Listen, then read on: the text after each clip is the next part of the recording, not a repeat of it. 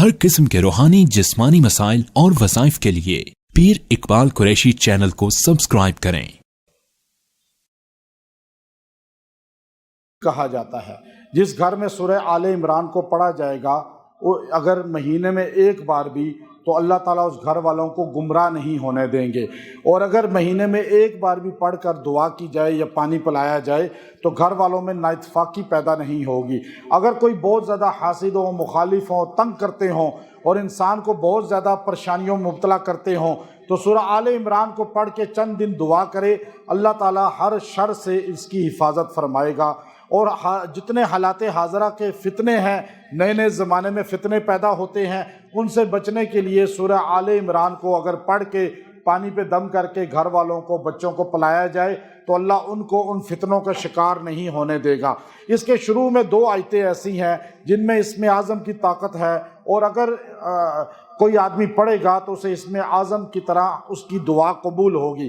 نبی علیہ السلام نے فرمایا، علی رضی اللہ تعالیٰ عنہ یہ روایت کرتے ہیں کہ آپ علیہ السلام نے کہا کہ سورہ بقرہ کو، اسم اعظم کو ان 3 صورتوں میں تلاش کرو، بقرہ، آل عمران، طٰہٰ۔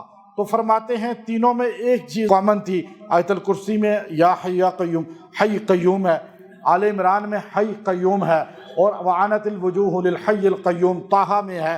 تو پتہ چلا کہ حی اور قیوم جو ہے یہ اسم اعظم ہے، اس لیے اس کی 2 آیتیں پہلی الف لام میم اللہ لا الہ الا هو الحی القیوم، جو روزانہ 100 بار پڑھ کے 11 دن دعا کرے گا، کوئی بھی حاجت ہوگی، کوئی بھی مسئلہ ہوگا، اللہ اس دعا کو قبول فرمائیں گے، رد نہیں کریں گے۔ اور اس میں اتنی تاثیر اور طاقت ہے کہ قرون اولیٰ سے لے کر آج تک اللہ کے ولیوں نے اس کی طاقت کو مسلم طور پہ بیان کیا ہے۔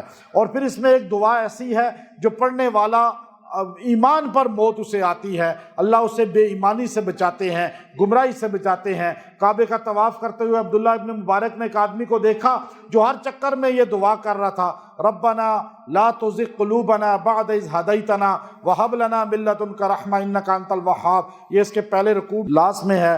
اس دعا کو پڑھنے والا خاتمہ بالایمان ہوتا ہے۔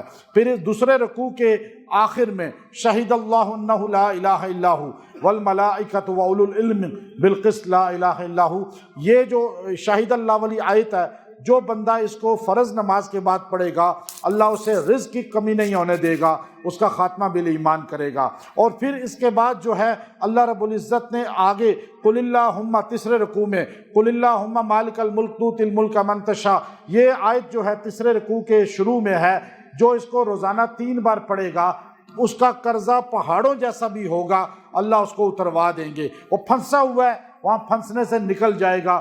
اور پھر آپ دیکھیے کہ اس کے چوتھے رکوع کے اندر وہ آیت ہے کہ حضرت زکریا علیہ السلام حضرت مریم کے پاس آئے تو دیکھا بے موسمی پھل ہیں، تو آپ نے کہا یہ کیا ہے؟ تو انہوں نے کہا یہ اللہ کی طرف سے آیا ہوا رزق ہے، اور اللہ جس کو چاہے رزق دیتا ہے بغیر حساب کے۔ یہ جملہ حضرت مریم کی زبان سے نکلا ان اللہ یرزق من یشاء بغیر حساب۔ جو بندہ اس کو روزانہ 70 بار پڑھے گا اور اس کے بعد کام پہ جائے گا، اللہ اس کا رزق اس کے گھر تک خود پہنچائے گا اور اس کی رزق میں وافر مقدار میں اضافہ فرمائے گا۔ تو حضرت مریم کے بے موسمی پھل دیکھ کر آپ نے سوچا جب اللہ اس بچی کو، میری بھتیجی ہے، بھانجی ہے، بے موسمی پھل دے سکتا ہے، مجھے اس بڑھاپے میں اولاد کیوں نہیں دے سکتا؟ تو 90 سال کی عمر میں بوڑھا پیغمبر جو بھانج ہو چکا تھا، بیوی بھی بھانج تھی، اور اس نے اللہ کے سامنے ہنالک دعا زکریا ربہ قال، اب یہ دعا جو آپ نے کی ہے، اس دعا سے اللہ نے آپ کو بیٹا یحییٰ عطا فرمایا۔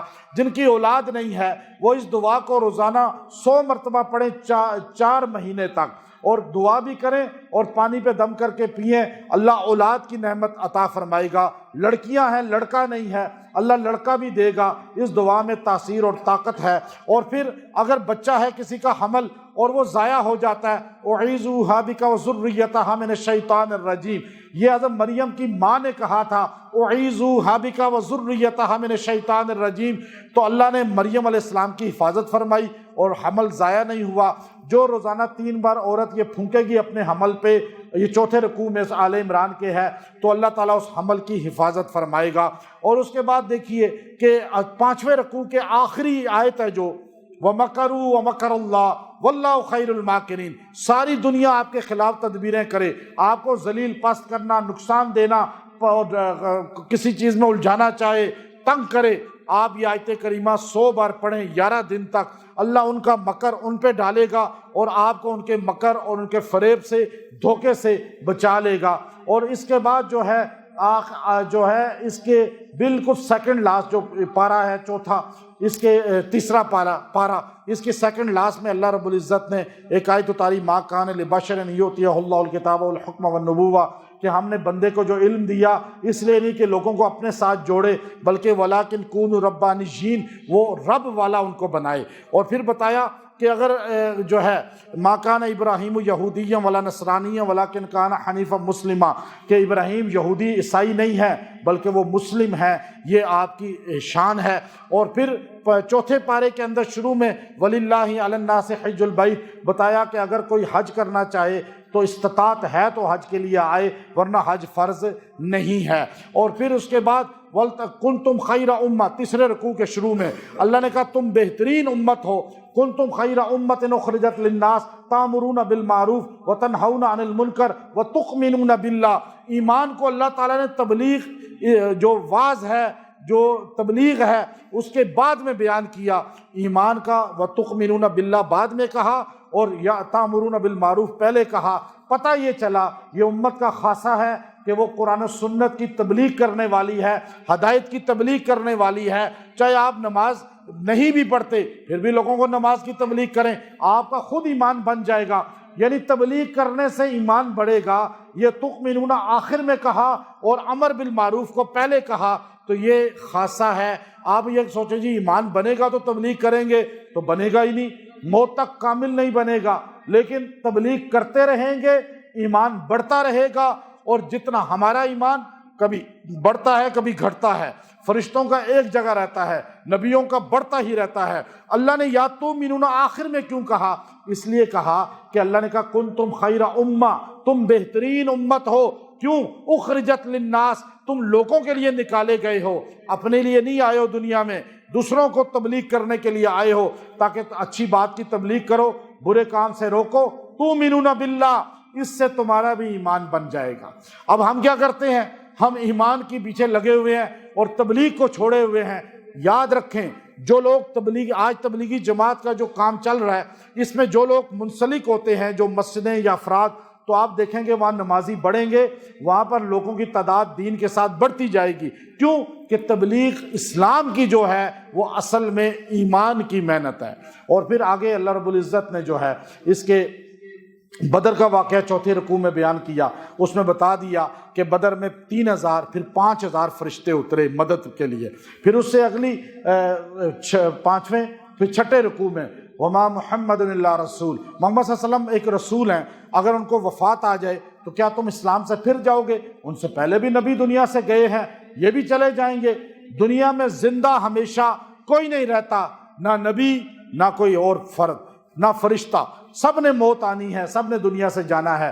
تو یہ اس آیت میں اللہ نے بیان فرمایا۔ پھر آگے جو ہے اللہ رب العزت نے اگلی رکوع میں فرمایا، ایک آیت کتب ہے، ثم انزل علیکم من بعد الغم، یہ آیت کتب یہ اتنی طاقتور ہے کہ ساری آیتوں کی جو آیت کرسی ہے نا، وہ اس کو آیت کرسی کہتے ہیں، شان ہے آیت الکرسی، یہ تو آپ سب کو پتہ ہے، لیکن اکثر کو نہیں پتا کہ آیت کتب کیا ہے۔ جیسے عبد القادر جیلانی ولیوں میں مقام رکھتے ہیں نا، اسی طرح آیتوں میں یہ آیت مقام رکھتی ہے۔ اس آیت کا ہم چلہ بھی کرا چکے ہیں اپنے شاگردوں کو۔ اس آیت کو جو بندہ کثرت سے پڑھتا ہے وہ دنیا والوں میں عزت والا ہو جاتا ہے۔ اور جب بھی انسان کسی مجلس میں جائے، آیت کتب، یہ جو ثم انزل علیکم من بعد الغم امنۃ نعاسا، یہ آیت پڑھ کے ایک بار پھونک کے جائے، جہاں جائیں گے آپ ہی آپ ہوں گے، اور لوگ آپ کے ڈاؤن ہوں گے، آپ کے اوپر حاوی نہیں ہوں گے۔ عدالت میں جائیں، تھانے میں جائیں، دفتر میں جائیں، سسرال میں جائیں، یا اپنے ہی گھر میں جائیں، بعض کا گھر میں بھی عزت نہیں ملتی بندے کو، تو اب بیوی بچے بھی عزت کریں گے انشاءاللہ۔ آپ ایک بار پڑھ کے جائیں، اور اگر آپ اس آیت کو روزانہ 11 بار وظیفہ بنا لیں، دنیا میں آپ کی عزت بڑھتی چلی جائے گی۔ جیسے عبد القادر جیلانی ولیوں میں قطب ہیں، قطب کا مقام رکھتے ہیں، یہ آیت آیتوں میں قطب کا مقام رکھتی ہے۔ اور پھر اس کے بعد اللہ نے آگے کہا کہ وَلَا تَحْسَبَنَّ الَّذِينَ قُتِلُوا فِي سَبِيلِ اللَّهِ أَمْوَاتًا بَلْ أَحْيَاءٌ عِندَ رَبِّهِمْ يُرْزَقُونَ، وہ زندہ ہیں، انہیں رزق ملتا ہے شہیدوں کو، لیکن تمہیں شعور نہیں ہے۔ نبی بھی زندہ ہے لیکن نبی کی زندگی برزخی ہے، وہ زندگی ہے جس کا ہمیں شعور نہیں ہے۔ وہ قبر میں زندہ ہے ہمارے نبی بھی، شہید زندہ ہے تو نبی تو شہید سے افضل ہے، تو شہید کی حیات کا ہمیں شعور نہیں ہے، نبی کی حیات کا بھی ہمیں شعور نہیں ہے۔ اب اس بحث میں پڑھنا کہ وہ کون سی زندگی ہے، اب وہ یہ دنیا کی زندگی ہے یا برزخی زندگی ہے، میں سمجھتا ہوں یہ بحث میں پڑھنا فضول ہے۔ ہمیں صرف اتنا کہنا چاہیے کہ نبی کی وہ زندگی ہے جس کا ہمیں شعور نہیں، جیسے شہید کی وہ زندگی ہے جس کا ہمیں شعور نہیں ہے۔